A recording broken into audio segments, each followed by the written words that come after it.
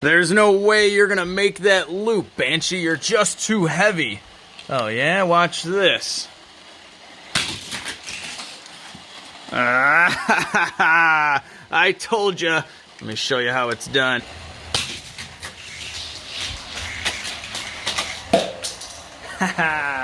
Is our engine bad or is our engine good? Yeah, these gears look a little chewed up. We're on the intake stroke right now. Piston going down, intake valve open, sucking in air. Wait a minute, guys, look at this. Fire in the hole. The maiden voyage in the Banshee. Here we go. Hey everybody, welcome back to another episode of Legit Street Cars. My name is Alex, and in the last Firebird episode, we did a bunch of stuff. We freed up some piston rings so we could properly crank this engine over, which is apparently now a Model T. We also shimmed out a starter so it would retract properly, and we got this Jegs Crate 350 fired up, except there was one tiny little problem. The engine sounds like crap.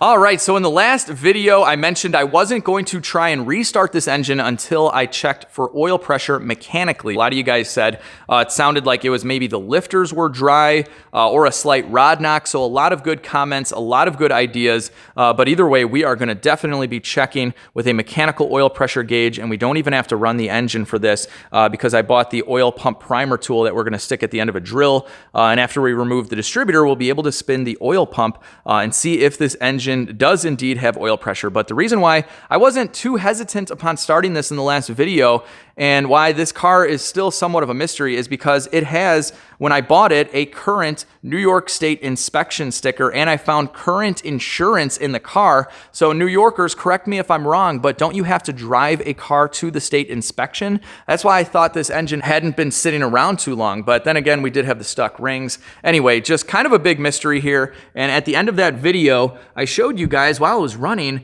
that the distributor is totally loose, and then I found this right here. So this is the clamp that holds the distributor. As you can tell, it's totally loose. This bolt is stripped out. I can't tighten it anymore, so I'm gonna have to remove the distributor and retap or helicoil this thread. But after looking at that, after I stopped filming, I was like, wait a minute, the firing order does not look right on this car. So the last old carbureted car I had was a 68 Camaro, so it was over a decade ago, but this did not look right to me, so I looked it up.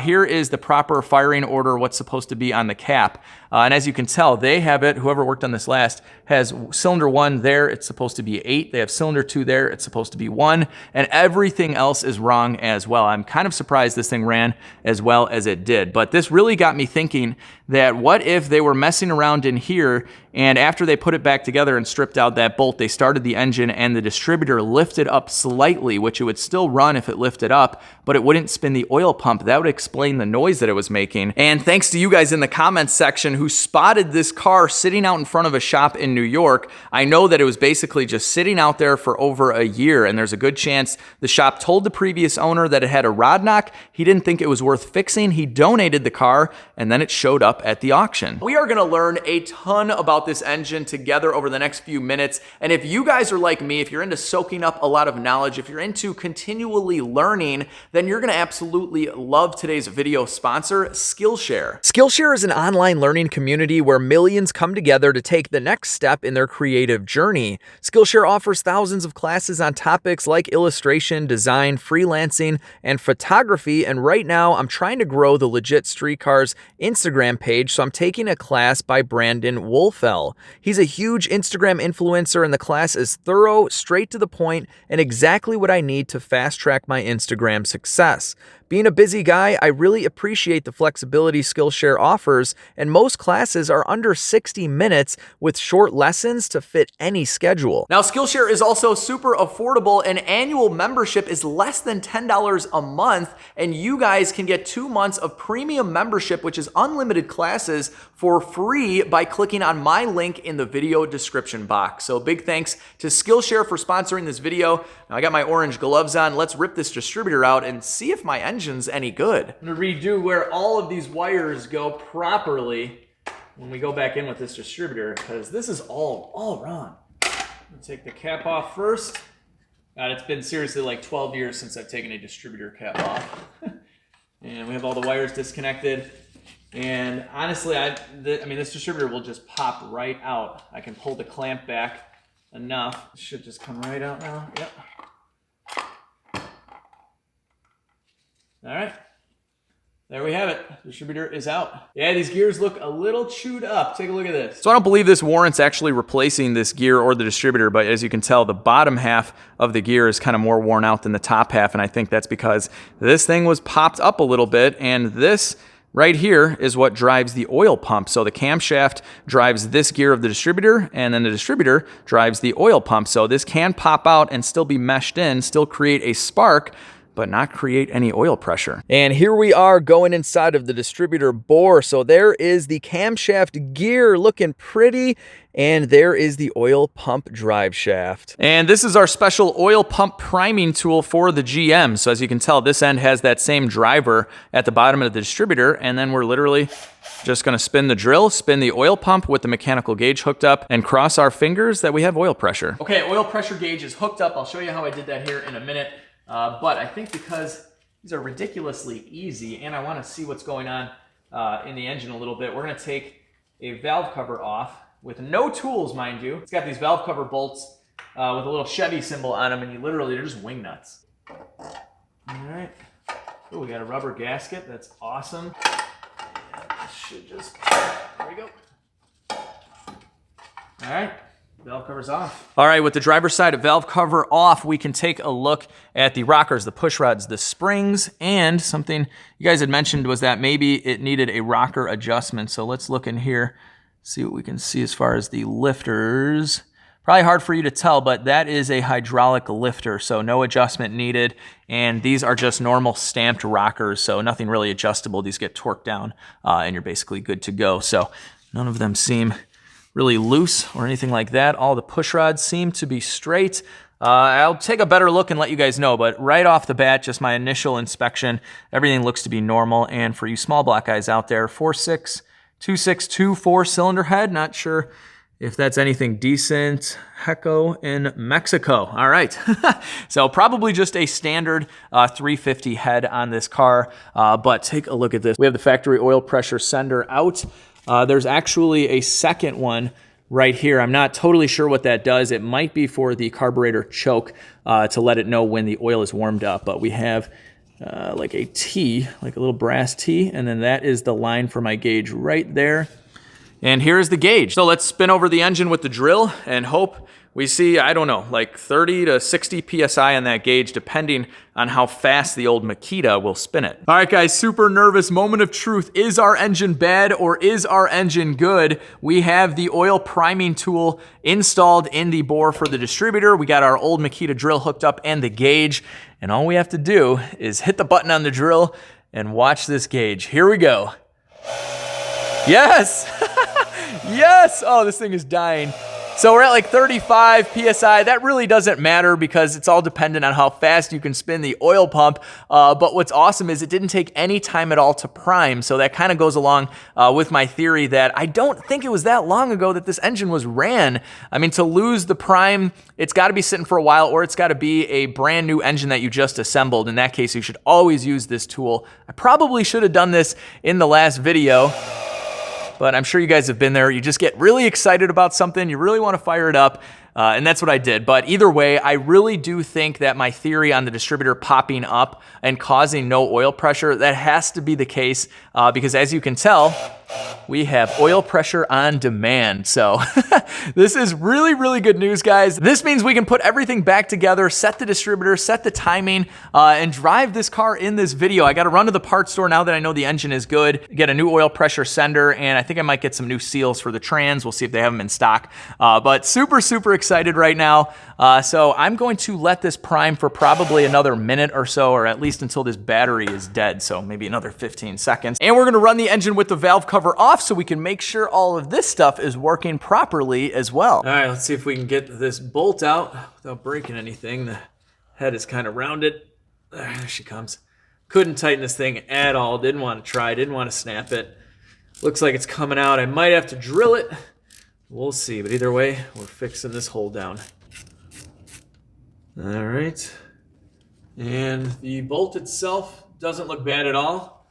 So let's check out the threads here. All right, guys, it's probably hard for you to tell, but the vast majority, probably 85% of the threads are perfectly fine. It's at the very, very bottom. They're a little bit garbled up, but I got a real easy fix for that. Got out the old standard taps from tech school. Haven't used these in a very, very long time, but check it out. Like butter. And then we're gonna hit a brick. And right there, that is not the bottom. It's just a little junked up there at the end. No problem. Just gonna plow right through, clean her up.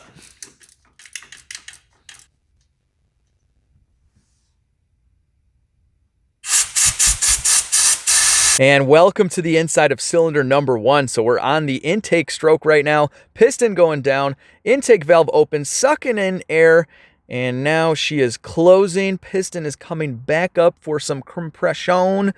And look at that cylinder wall, looking really, really pretty. Our piston is on its way up to top dead center, making all the compression in the world right now, getting ready for that spark. She's almost there, she's almost there.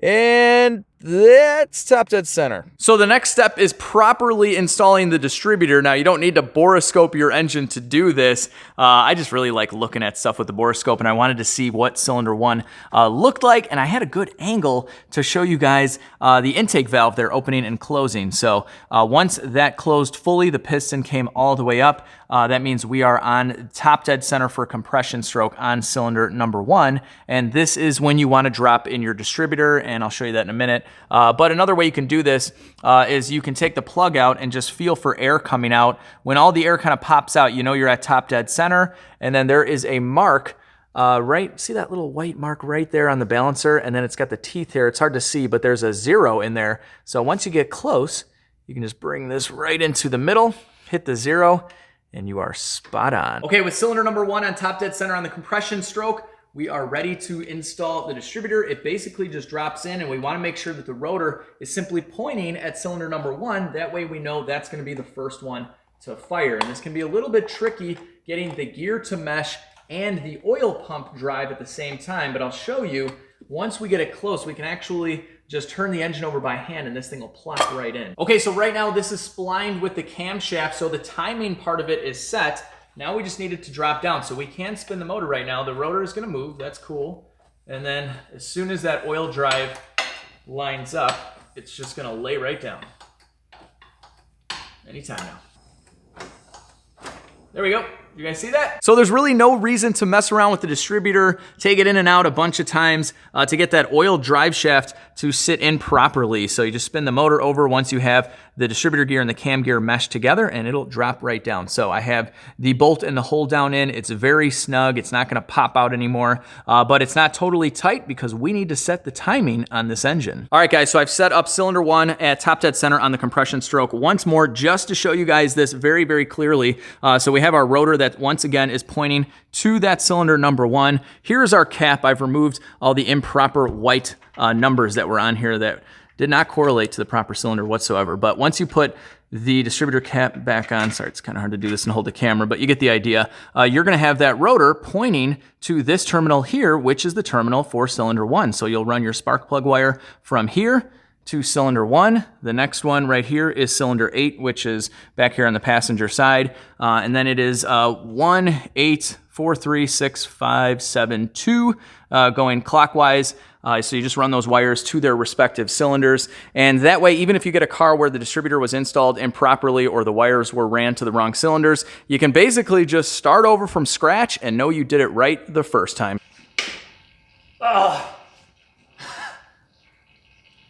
Telling you guys, after opening the hatch, I swear I'm not this weak, but someone really put this oil filter on. Holy crap. I mean, this thing, I'm poking holes in it just to get it out. Come on. Oh, it's spinning. Whew, this did not need to be this way. Let's cut this thing open. All right, let's see what we got. And, all right, here is our filter element. All right, so let's look inside of the pleats here. Now I got a bright LED light flashing in this, so it's gonna look a little shiny, but I don't see any big chunks of anything. We're looking for bearing material and whatnot. And just kind of generally looking at the oil. We did this in the last video just by draining it. Nothing bad, nothing bad. It just looks kind of dirty. So anyway, we're gonna fill her back up with oil and start it with that valve cover off so we can watch the rockers. And I still do have a couple of trans leaks I showed you guys in the last video. The main one is from the seal, the grommet for the dipstick tube. I got that on order now. And then we have a leak, where is it? Right here, coming from the Speedo cable. And let me know, guys, does the 700R4 have different size seals? Because the guy at the parts store, of course, he asked me what year and make, and I'm like, I don't, this came with a 5-speed manual, so I don't even know if the one from Jegs is the same 700R4, but let me know, are there different size seals? He was asking me which one I had, and God, you never run out of weird stuff to find on a mystery auction car. Look at this. Look at this. This is welded. This is the cross member for the transmission. It's missing a couple bolts, so they just welded it. Didn't do the best job either. Wow. Wow, why wouldn't they have just fixed? Well, this doesn't even line up. So this is a totally different cross member, but still, this is like really, really hack. So basically, if I have to replace the transmission, I have to grind out metal. That is so, so weird. So let's hope that this thing is in good shape. I got to top it up before we go for a test drive, but no big deal if it's leaking just a little tiny bit. That'll be good enough for what we're doing today. Fire in the hole.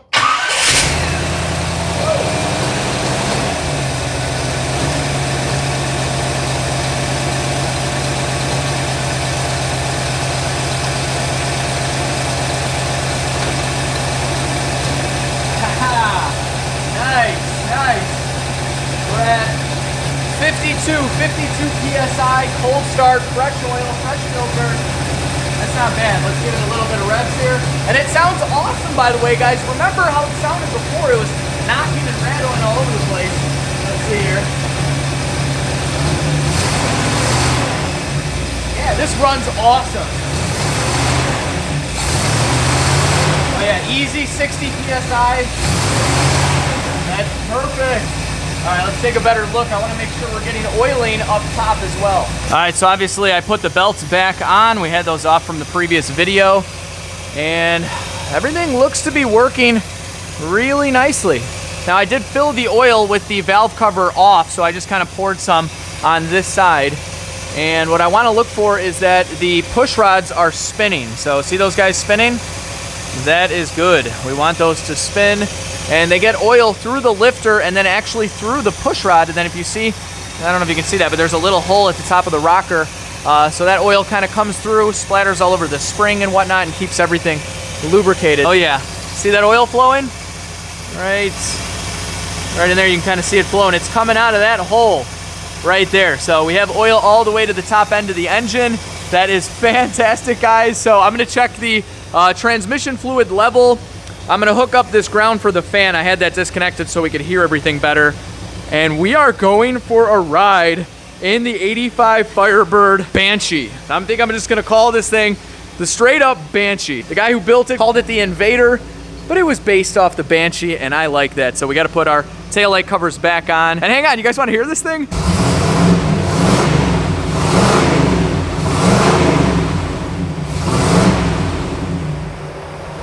Okay guys, so I warmed the engine up and it seems to be running worse than it was originally. Before, I didn't think it was misfiring or running poorly at all.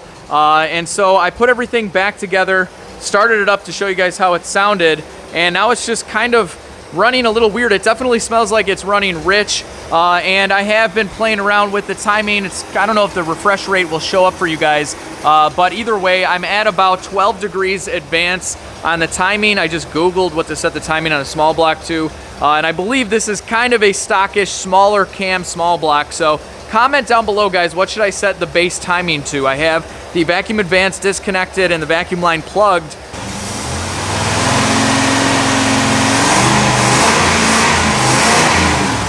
So it clears up if you give it some gas, but it's at like 400 RPM idle right now.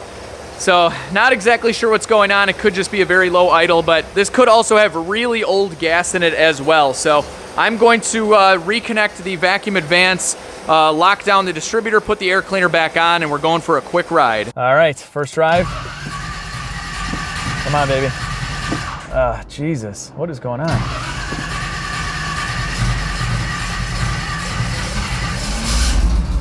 Man, I let it cool down for a little bit and it just started really, really tough. I'm revving it up myself right now. I might have to 2-foot this for a little bit. It'll idle a little. Okay, let's see. All right, there's reverse. We're in reverse. This is awesome. Oh man, we get to test out if this transmission works. And the steering feels good so far. It's actually starting to run better now. All right. The maiden voyage in the Banshee. Here we go. This is so exciting. I did not think we were gonna get here without a new engine. All right, we're in drive. And we're off. And we're off. We're driving. It just shifted perfectly. Hold on, let me get my seatbelt strap door handle. And we have brakes. This is awesome. All right, so I think we're in second now. Let's see if it'll... Yep, there's third. Wow, crisp. The trans is really nice. The speedo works. Let's see, we got good battery voltage. Slowly getting back up to operating temperature. And yeah, the brakes are solid. They feel like your typical third generation Firebird, tiny, tiny little brakes, but with like about 1,000 pounds extra of Bondo on her. So we're gonna definitely take it easy here. Oh, this is awesome. It's got a check engine light. Does anyone out there have an OBD1 scanner? I definitely do not. So yeah, it's running good now. It's running good. We're coming up to a stop sign. We're idling. It's idling on its own. It's still very low though. It's at like 500, something like that. I'm giving it a little bit of gas just in case. We do not want this thing to die. Oh man, this is awesome. We're pulling out.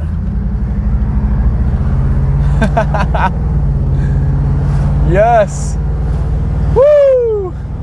We are driving the mystery auction Firebird, $1,100. I mean, I spent $9.95 on the oil pressure switch, 20-something dollars on an oil change. God, I think that's it. I had to buy I bought the timing light. I didn't have one of those. And the priming tool. Oh man, there's of course a ton of Chicago traffic. We're not gonna go too far though.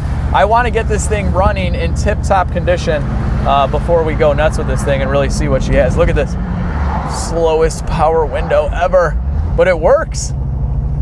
This is great, guys. Look at this, no hands, drives perfectly straight. I didn't even check the tire pressure, to be honest with you. I gotta do that, but it does have coolant.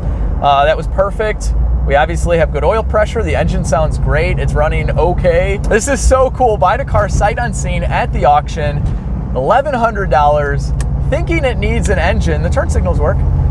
And we are driving the car just a few episodes later for practically some spare change. So I'd set a budget for $1,000 to get this totally roadworthy.